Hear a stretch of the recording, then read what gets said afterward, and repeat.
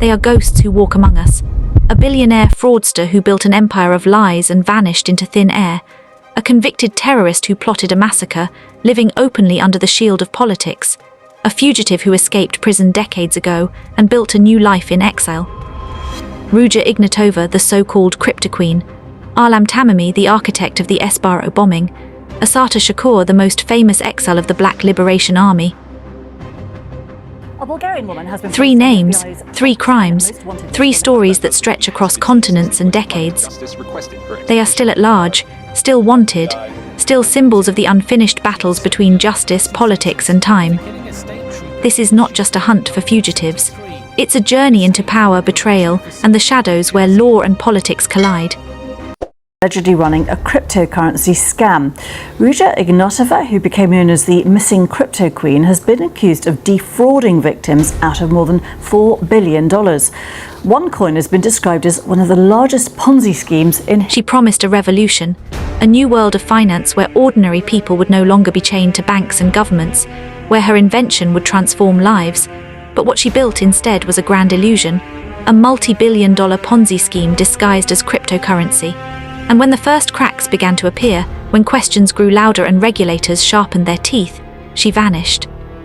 Ruja Ignatova, known to the world as the Crypto Queen, disappeared in October 2017 after stepping off a flight from Sofia to Athens, Greece.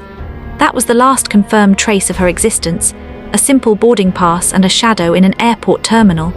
No security footage of her leaving, no hotel registrations in her name, no banking activity anyone can trace. She dissolved into air, leaving behind angry investors, investigators, and the haunting silence of unanswered questions. Her invention, OneCoin, was never a cryptocurrency. It had no blockchain, no transparency, no decentralization, only promises sold in hotel ballrooms, slick presentations on glossy stages, and the aura of a woman who could command thousands with a single glance.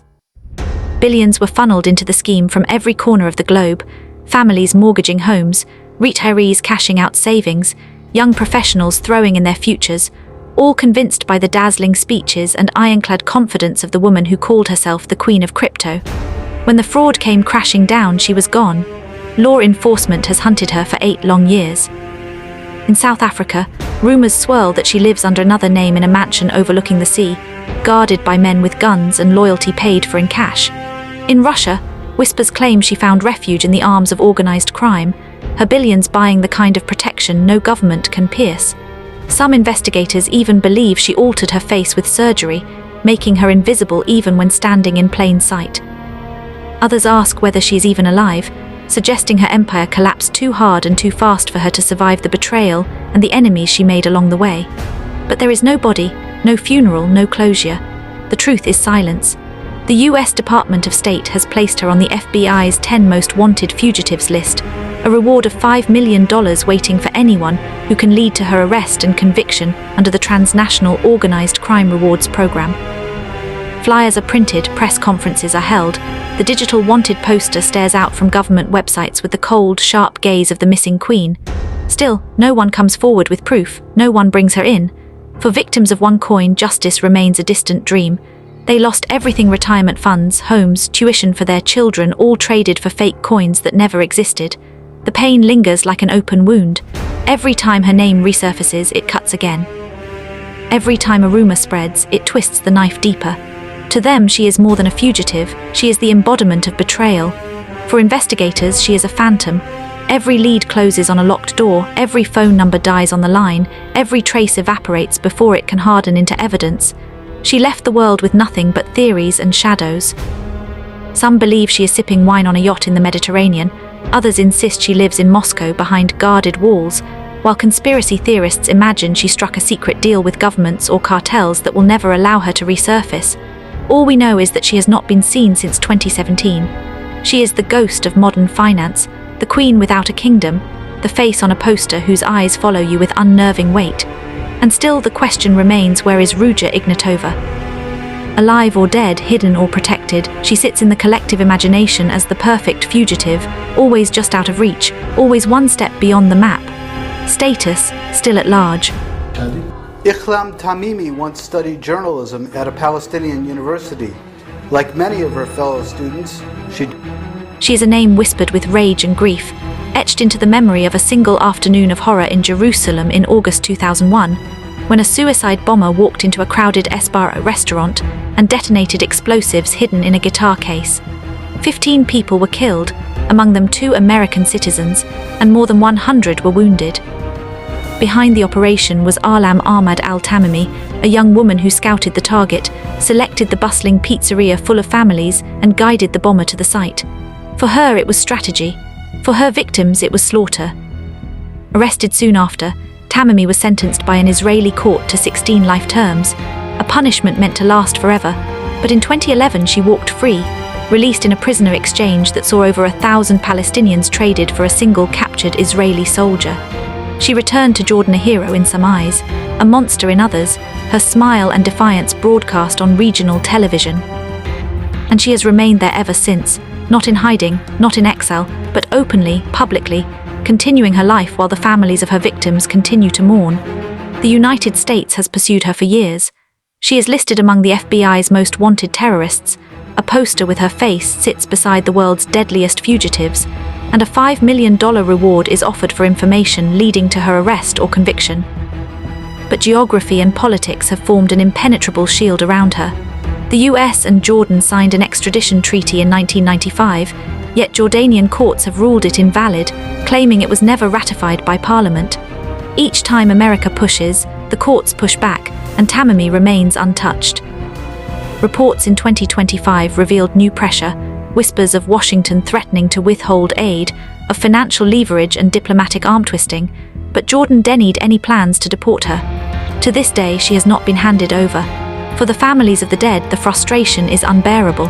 They see a woman convicted of mass murder living freely, hosting television programs, giving interviews, never once expressing remorse for the lives she helped extinguish. كان يسأل بالتحديد هذا السؤال وأن يكون وكم عددهم؟ ليش سأل السؤال هذا على متدينين؟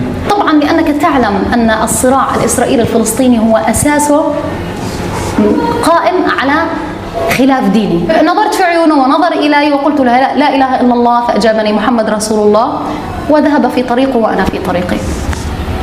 In August of 2001, Izzadin al-Masri walked into Sbarro and blew himself up.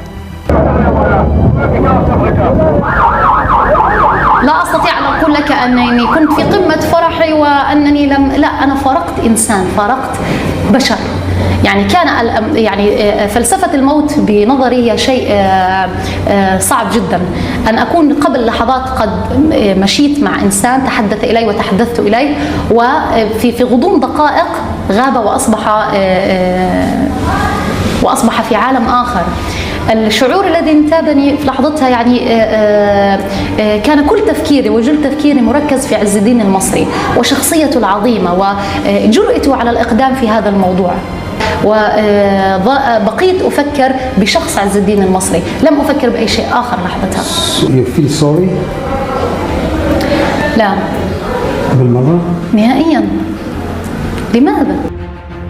They watch as international law collides with geopolitics, as treaties gather dust, as rewards sit unclaimed.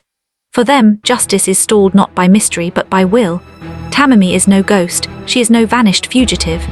She is present, visible, a reminder that the machinery of justice can grind to a halt when states refuse to cooperate. The United States calls her a terrorist, a dangerous criminal whose crimes demand accountability. In Jordan, she is protected by court rulings and popular sentiment. For years, the standoff has remained unchanged. She is not in hiding, but she is still beyond reach, still at large, listed not only as a fugitive but as a symbol of the complexities of law, politics, and power. She walks freely through Amman's streets while her face stares out from the FBI's digital wanted boards. She is the paradox of modern counter-terrorism, a woman both known and untouchable. Accused and unrepentant, locked in a stalemate between nations. As of 2025, the situation has not moved. No extradition, no arrest, no justice for the families who still grieve. She is living testimony that sometimes the most wanted are not the hardest to find, they are simply the hardest to take. Of Joanne Chesimard to the FBI's most wanted terrorist list. Her name is etched into America's history of conflict, protest, and pursuit, a name that sparks both admiration and anger depending on which side of the story you stand. Assata Shakur, born Joanne Chesimard, was once a member of the Black Liberation Army, a movement that in the turbulent 1970s clashed violently with law enforcement across the United States. In May of 1973, along the New Jersey Turnpike, a traffic stop escalated into gunfire. State Trooper Werner Foerster was killed, another trooper was wounded, and Shakur herself was shot. 2 years later, she was convicted of Foerster's murder and sentenced to life in prison. But prison walls did not hold her. In 1979, with the help of armed accomplices, she escaped from a New Jersey correctional facility, vanishing into the underground networks that aided fugitives of the era. For years, she moved in secrecy until 1984 when she surfaced in Cuba, where the government granted her political asylum. There she has remained ever since, a fugitive in plain sight, a citizen of another nation, living openly under the sun of Havana while America has waited for her return. The FBI lists her among its most wanted terrorists, a designation meant to underscore the severity of her crime and her symbolic role in decades of political violence. Her face appears on wanted posters with bold letters offering reward money for her capture. In 2025, both the FBI and the New Jersey State Police renewed their campaign, placing her once more at the top of the state's most wanted list, announcing a combined reward of $2 million, $1 million from each agency. At 78 years old, Shakur is far removed from the revolutionary youth who once declared war on the American state, but to authorities she remains a priority, a fugitive whose freedom is an open wound on the rule of law. For Cuba, she is a citizen protected by sovereignty, and Havana has never entertained US demands for extradition.